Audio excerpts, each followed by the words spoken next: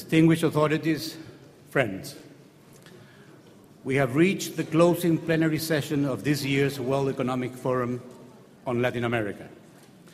Yet the many rewarding discussions that we have had will persist over the course of this year and will continue to contemplate what Latin America needs to be at its best. Today, we are truly honored by the presence of two of the most dynamic and important leaders of the Latin American region. Please join me in welcoming the first of our two keynote speakers, His Excellency Luiz Inacio Lula da Silva, President of the Federative Republic of Brazil. Senhor Presidente.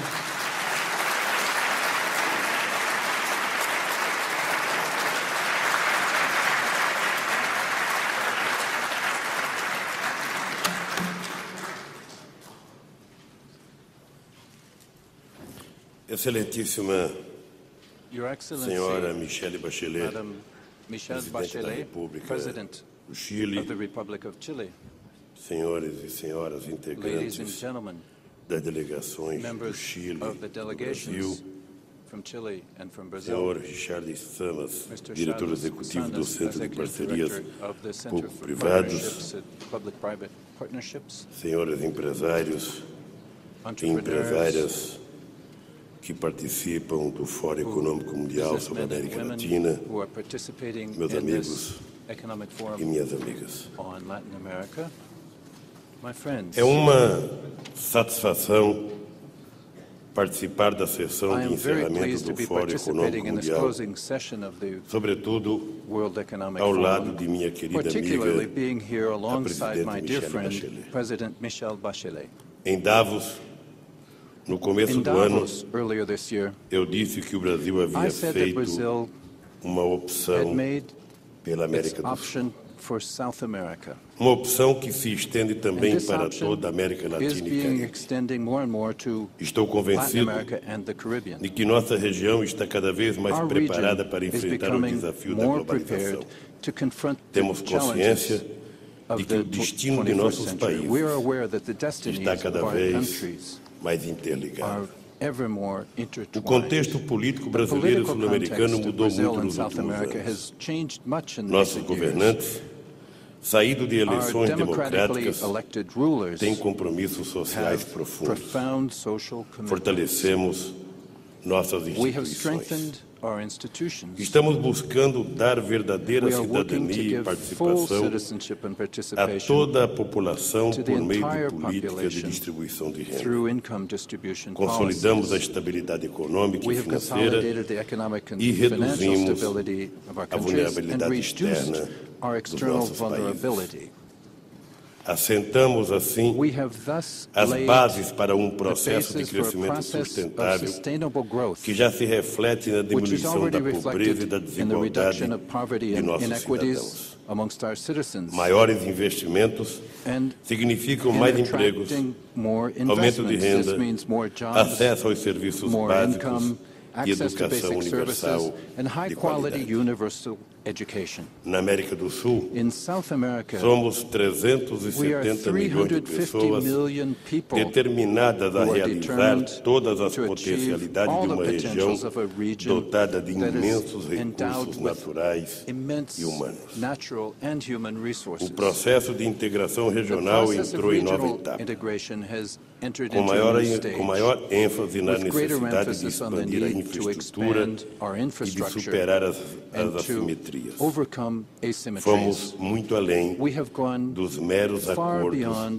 de mere preferências comerciais. trade preference Seja no agreements. Mercosul, Whether seja in the na União Mercosur Sul-Americana de or in Nações, the South American Union estamos of avançando na Nations, construção de we estradas, are advancing in gasodutos, building roads, pontes e pipelines, interconexões bridges, elétricas. and power grids. Essas obras têm forte Those impacto works multiplicador sobre have a toda a major economia, com reflexo multiplier direto effect na melhoria as they das generate condições jobs de vida de nossas and populações.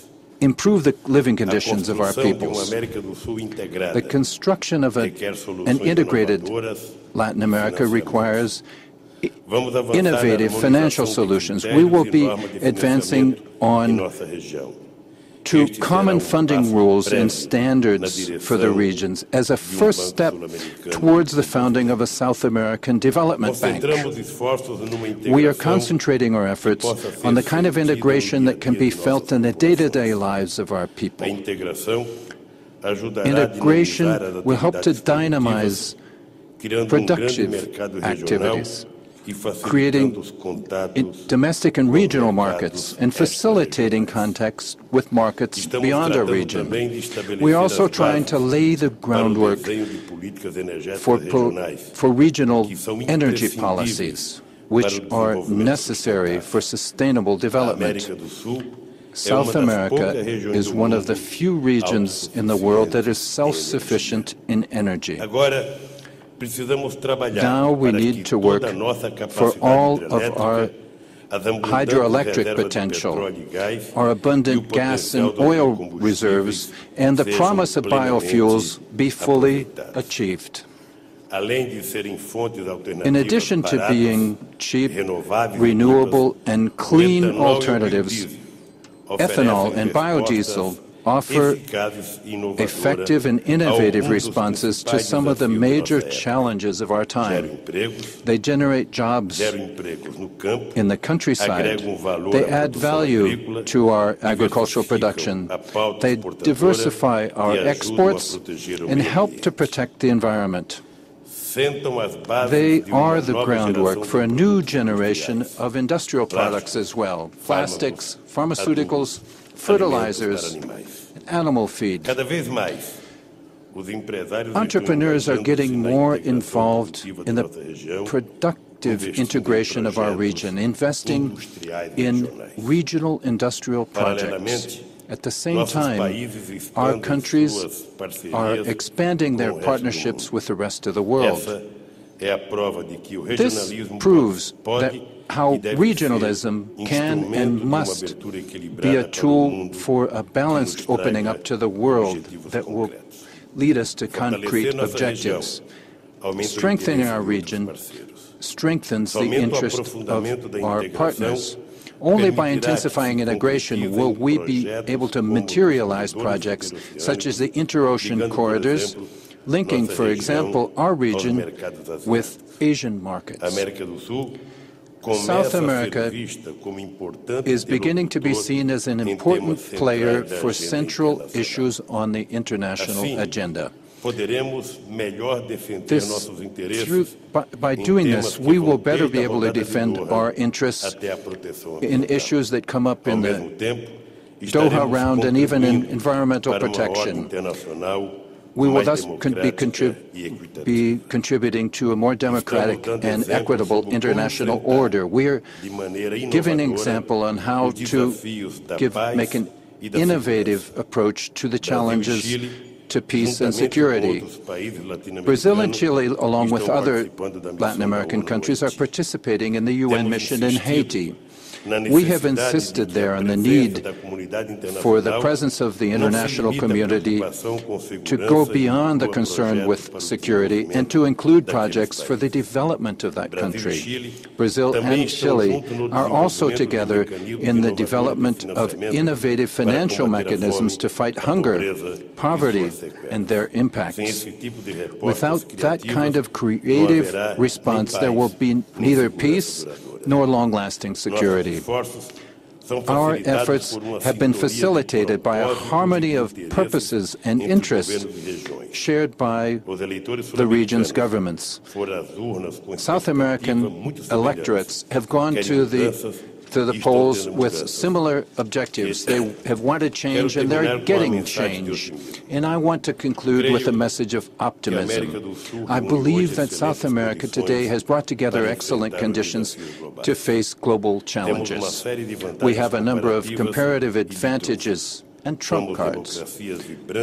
We are vibrant democracies, multi-ethnic and multicultural societies, which have finally awoken to the need to reduce imbalances and have greater integration. We hope to be able to rely on the participation of all the entrepreneurs here in our project, a project for South America and a Latin America with greater justice and more opportunities. My friends, ladies and gentlemen, I could not conclude without speaking to you about the need for us to think deeply about what is happening in South America, in Chile and in Brazil. I believe that the time has gone when people had any doubts whether we were capable of consolidating democratic processes in our countries. Now, there is no doubt that, there is a guarantee that democracy has been consolidated in all the countries of South America and in all the countries of Central America. And even more so, all the rulers at this time are aware that economic stability is not a requirement of the IMF. It's not a requirement of the World Bank, much less a requirement of the IDB. Economic stability is a requirement, a demand of the people of each country, because without stability, those who lose are the poorest sectors of our populations. Over recent years, we have learned that the only one we can blame for the problems of our country are ourselves. Our own leading classes that for decades were not aware of the need to combine the growth of domestic market with the growth of external markets. They did not realize that you could stabilize the economy with the control over inflation, and that stabilization would only make sense when combined with income distribution policies to guarantee to the poorest sectors of our population the access to the products that we produce ourselves in our own countries. Chile is an example of this, of how things can go right. Brazil in the past 4 years, and certainly many of you have observed this, Brazil took a qualitative leap, not only in terms of economic stability and its domestic and external credibility, but also a qualitative leap in showing the society and the entire continent how South American integration opens the possibility that can allow our continent in the 21st century to be what Europe and the United States became in the 20th century. The truth is that for decades and decades, actually for almost an entire century, we stood with our backs to each other, looking at other continents, and we threw out the chance to discover similarities amongst ourselves, investment opportunities, investment niches in sectors of interest to the development of our continent. There will be no development unless there is energy integration, unless there is air traffic integration, unless there are highways and railways and bridges that we need, unless we have the integration of telecommunications, and unless we have a degree of political trust between business leaders, labor leaders, and political leaders of our continent. What we are proving now, and Brazil bears a living witness to this, is that in these 4 years, because we put a priority on our relations to South America. As a result, today, South America and Latin America are the main trade partners that Brazil has in the world. That Brazil's trade balance with Latin America is greater than it is with the European Union, and is greater than our trade flow with the U.S., which is still the largest individual trade partner of Brazil. And this is important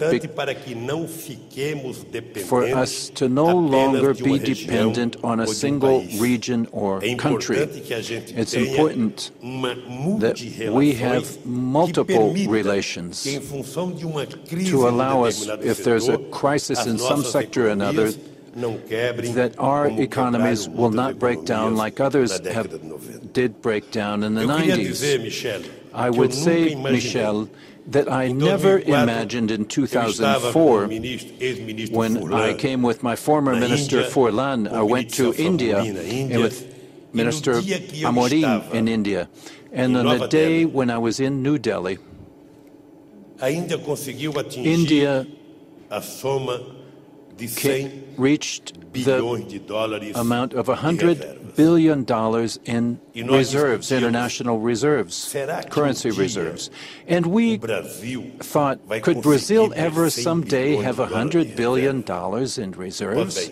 Well, 3 years later, we do not have 100. We have $120 billion US dollars in international currency reserves. This demonstrates that as local governments begin to work seriously and spend only what they can afford to and invest everything they can invest, then things will tend to go right. Many people say this is because of the world economy. It's true that the world economy has helped. But if I'm not willing to clean up my own house, the neighbor's house may be clean, and mine will be dirty and will still go broke. Each of us has learned to do what has to be done. Each of us has learned that it's important to develop our countries. Last year, Michel, on January 22nd, we announced in Brazil, this January, we announced the Economic Acceleration Program, $51 billion in investments in infrastructure through 2010. The day before yesterday, we launched another program, which is the most serious program ever for Brazilian education. And my minister gave me an extraordinary figure to mention. The first technical school in Brazil was created in 1909 by a president called Nilo Peçanha. From 1909 until 2003, Brazil built 140 professional technical schools. And we, in 8 years, will be building more than was built from 1909 through 2003. We will come to the year 2010 with 300 professional technical schools in operation throughout the national territory. We will have 300 schools, whereas today we have 140. And even more than that, we created a program to revolutionize Brazilian universities, putting young people from the urban peripheries into the university. The pseudo-experts who criticized us said that the Lula government was leveling down higher education in Brazil because it was putting poor people in the university. 3 weeks ago, the Ministry of Education did a test in 14 subject matters: medicine, engineering, veterinary science, psychology, and several other fields. In 14 fields that were researched, the best students were precisely those poor students that we put into the universities in Brazil. And we will continue with that program for us to be able to create the conditions to transform South America, including Brazil and Chile, which is even farther advanced, into exporters of knowledge, of intelligence, instead of being exporters of iron ore, exporters of cotton, or exporters of unprocessed natural goods. We do want to export all that, but we also want to export added value. And as part of that added value, we want to export knowledge and intelligence of creative peoples who are as extraordinary as the Latin American peoples. I would like to challenge the entrepreneurs here to a good challenge. It's important for you to begin traveling around South America. It's important that you begin to search out opportunities. It's important that you begin to look for niches of opportunity for your investments. And it's important that you begin to believe in the integration of South America, because it has come to stay. And if anyone does not believe in it, they will be left out of the process of development of our continent. Thank you very much, and good luck to all of you.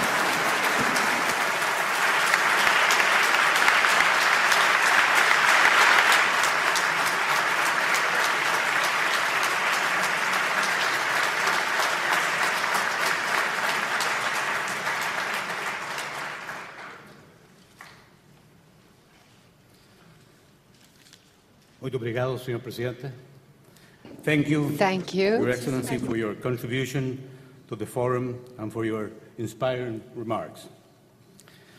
And now, I am very honored, and I ask that you join me again in welcoming our second esteemed keynote speaker, Her Excellency Michelle Bachelet, President of the Republic of Chile.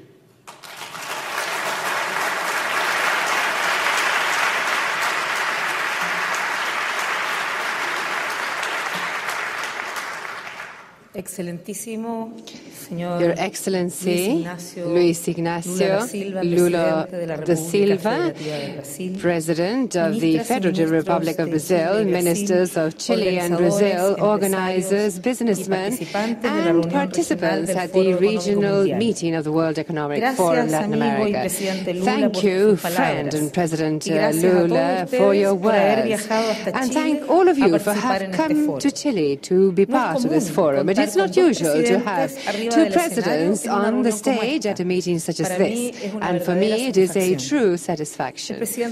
President Lula has honored us with an official visit, and we've had occasion to speak along this morning, and I would like to repeat it this afternoon. This has been a visit, President Lula, especially fruitful and important, and we've talked about all those relevant aspects and that I am sure are of interest to all of you, and we've been able to closen and agree our view of the future shared between Chile and Brazil, and I believe that this will be of great importance to our region and our relations with the world. And that is why, once again, thank you, President Lula, for your words, and above all, for having renewed our vocation for joint work for the development of our people.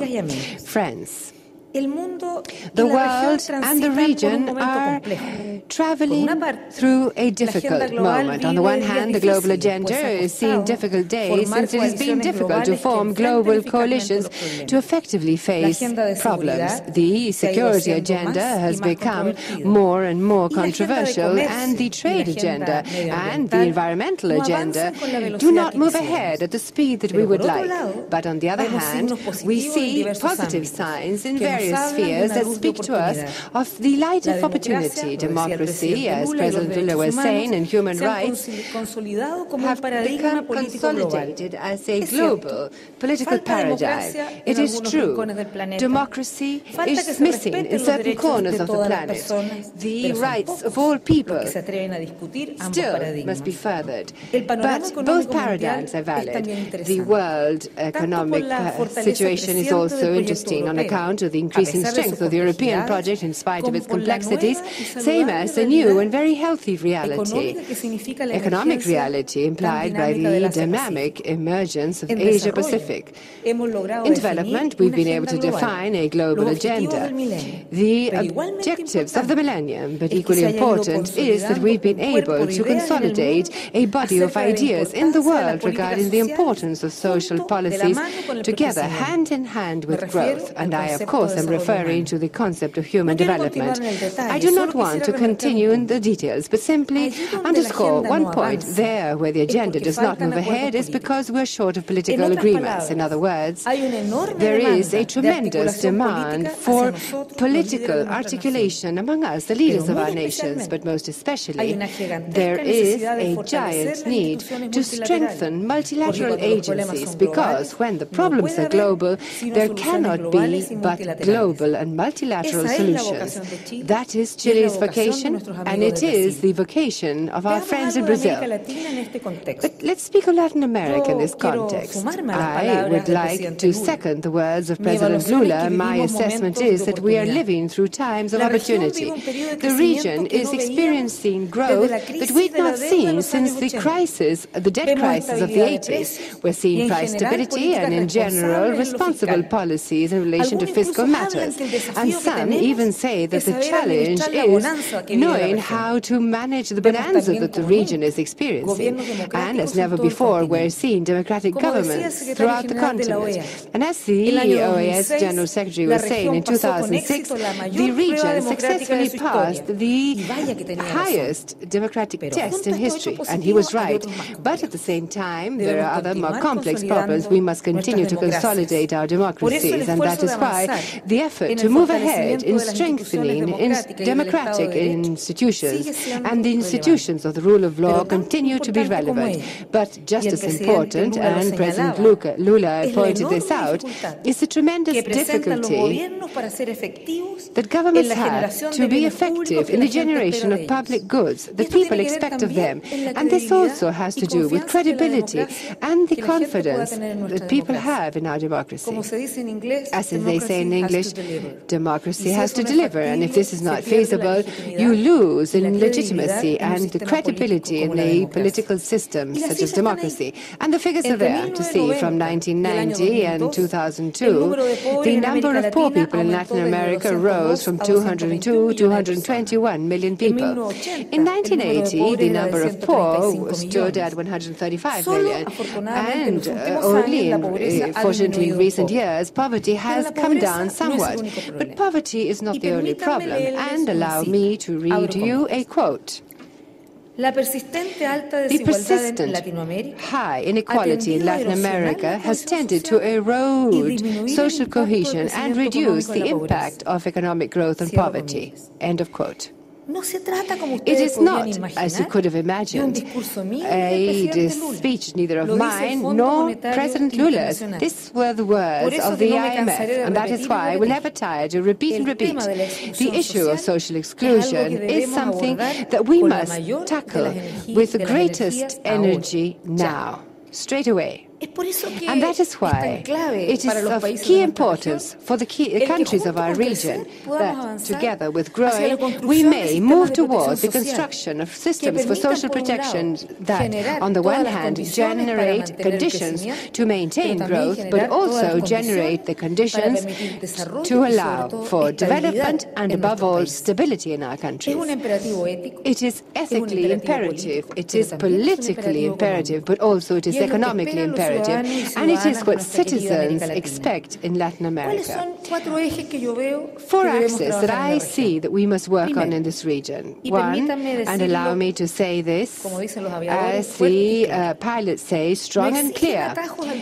There are no shortcuts to development outside democracy. We've had many experiences in the past that indicate this very clearly. The Latin barometers indicate that many Latin Americans continue to have faith in democracy. And second, another key axis to ensure sustained growth. I've said this before, Latin America has grown on average 4% over the last 4 years. And in Chile too, we're along the right road. We've grown at an average rate of 5.6% per annum since 1990. And our GDP per capita, corrected due to the parity of purchasing power, has risen from $4,700 in 1990 to almost 13,000 in 2006. And for this year, we have a very good outlook. And in the first 2 months of the year, we've grown at 5.5%. And the figures for employment, and today news figures were published, are the best of the last 9 years. But it is clear to all of us that in a modern economy, complacency, there's no room for complacency. The world is dynamic and competence is hard. And those who continue to do the same as they did before will lag behind in this tremendous competition. Some things that we need to deepen on in Chile and the world and the region. First, and also I agree with President Lula, to generate confidence, trust. And this means giving clear signals to investors regarding respect for macroeconomic rules and ensuring predictable and achieve greater stability in the flow of investment so as to avoid the consequences of volatility. We must integrate, strengthen our opening to the region and beyond, most especially Asia, and work most especially on strategic aspects, infrastructure and energy, to strengthen and modernize our states' governments, make them more professional and more transparent, innovate, add value, and generate our own technology. And for this, a key area, a high priority in my government, to take a great leap in the quality of education. Chile has guaranteed access to education, but with the height of development that we have, we need to move on to a second level, which is access to quality education for all. And that is what we're working on. Third, we need to consolidate a new consensus in relation to social safety systems. There are still many poor people in the region, still much social inequality, and reality is still very unfair for many. But there are some who see with fear and skepticism these efforts. I suppose that for you, President Lula, you've also been accused sometime of a dangerous left-winger who is putting the model at risk, without saying, of course, what model we're talking about. The truth is, I believe more in values than recipes, and I'm pragmatic in the sense of knowing how to read reality and choose the best way of bringing my ideals forward. And in this sense, I believe in models that work, models that are able to achieve two things. On the one hand, guarantee a buoyant and dynamic economy hand in hand with social justice. And as we always say in our country, we want to grow, to include to grow. And we understand that both must and can go hand in hand. And that is how other countries have done it.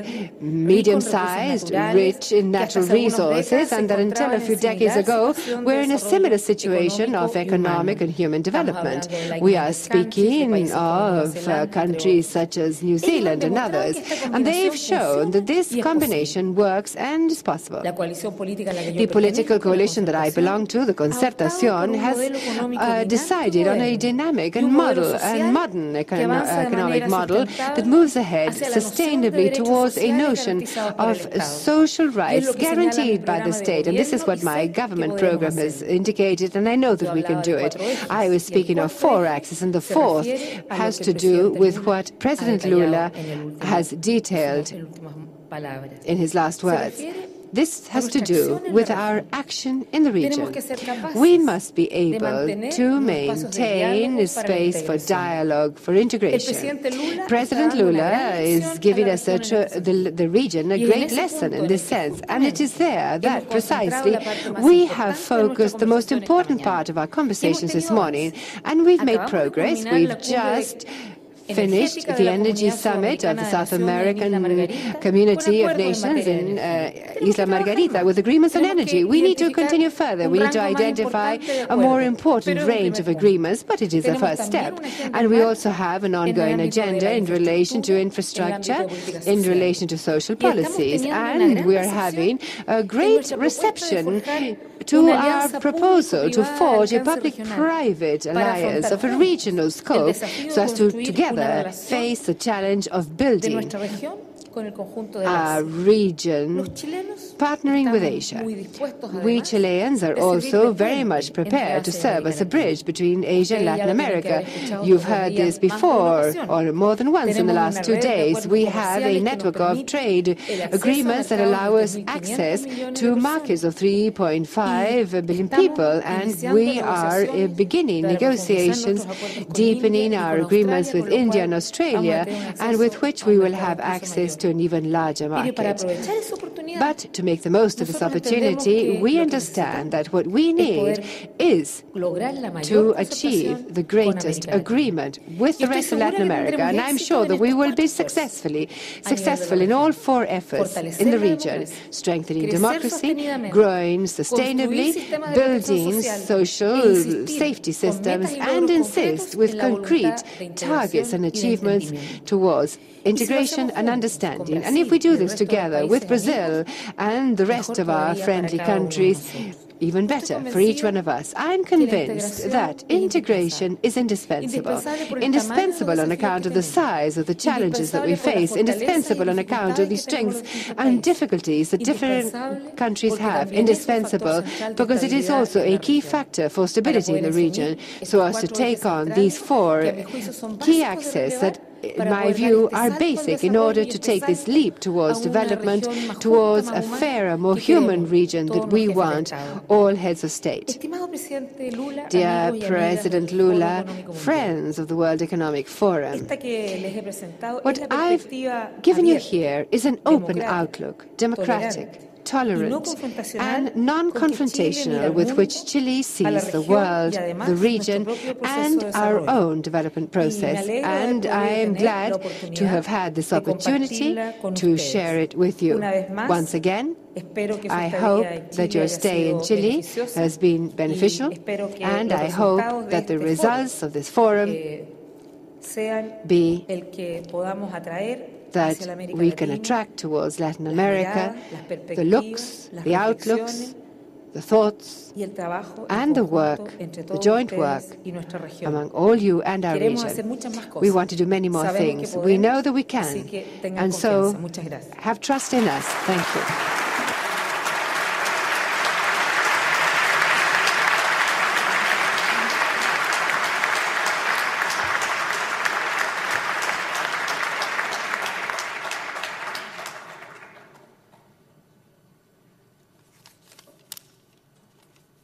Thank you, President Lula and President Bachelet, for your thoughtful and inspiring remarks.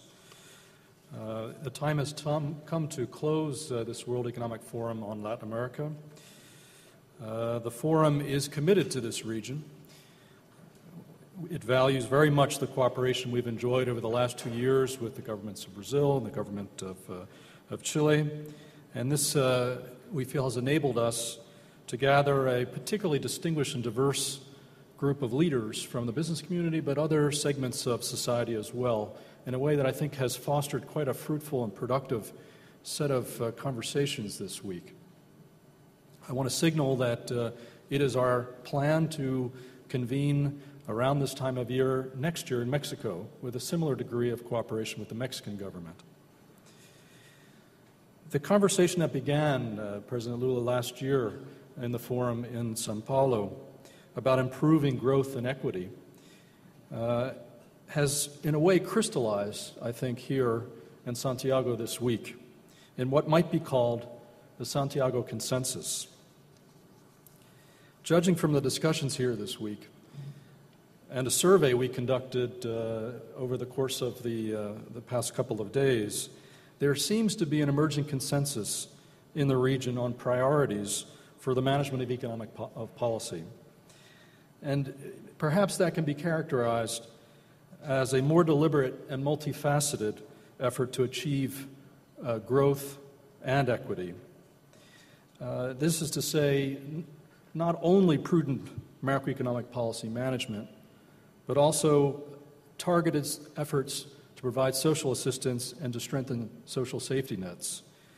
It is to say, not only liberalization, privatization, and structural reform to improve economic efficiency and growth, but also a concerted attempt at strengthening institutions, particularly in areas that have a strong bearing on the degree to which the fruits of growth manifest themselves in broad-based living standards, such areas as education, property rights, regulatory frameworks, innovation, environment, and the like. It's not only about export orientation, but also about regional integration. And I think this afternoon we heard a particular articulate clarion call, I might even say, for a deepened emphasis on regional integration and the great opportunity that lies out there for improvements in living standards if progress were continued and even accelerated in this fashion. And thank you for that clarion call, President Lula. I believe that the two governments and the two leaders we have here are exemplars, I think, of this emerging consensus. I think your policies, your comments here today manifest, and I think captured quite well, this emerging center of gravity on providing a deeper sense of balance between this two-track set of objectives that, frankly, virtually every country in the world is wrestling with right now, irrespective of economic development, given the context of rapid technological progress and deepening integration of product, service, and capital markets. What I'd like to do in closing the meeting is express some deep thanks to our three co-chairs, Mr. Luksic, Mr. Grubasic, and Mr. Zhang, for their support and cooperation in building this meeting in recent months. Again, I'd like to thank particularly our two presidents who spoke here this afternoon and, Madam President, your finance minister, Andres Velasco, who has been present in many ways in this meeting. We thank you very much for the cooperation over the recent couple of days. I'd also like to, on a personal note, thank the director of our Latin American operations, Emilio Lozoya, and his team, and the extended forum staff here who have demonstrated yet again, as they do multiple times a year, professionalism and grace under pressure. And I'd be remiss if I did not also thank the extended external staff that we bring in to support what is actually a rather small institution, the World Economic Forum, of only a couple hundred people, in putting on this meeting, as well as the numerous security, hospitality, and other Chilean personnel who have contributed in their own way to the success of this meeting. With that, I want to signal to all of you that we look forward to inviting you in Mexico next year. And to end the meeting, we'd like to ask the co-chairs to come up for a picture with the presidents. And we ask all of you to stay in your seats until the presidents have departed. Again, thank you very much, and thank you to the government of Chile, the people of Chile, and particularly the city here of Santiago. Thank you.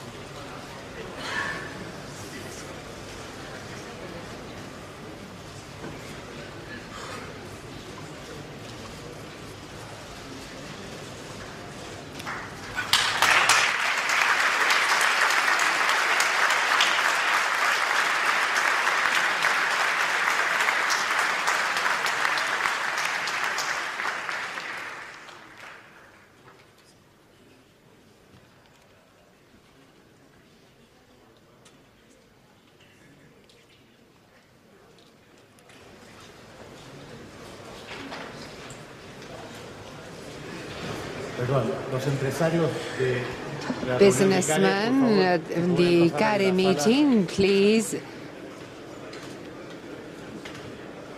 go to the corresponding room.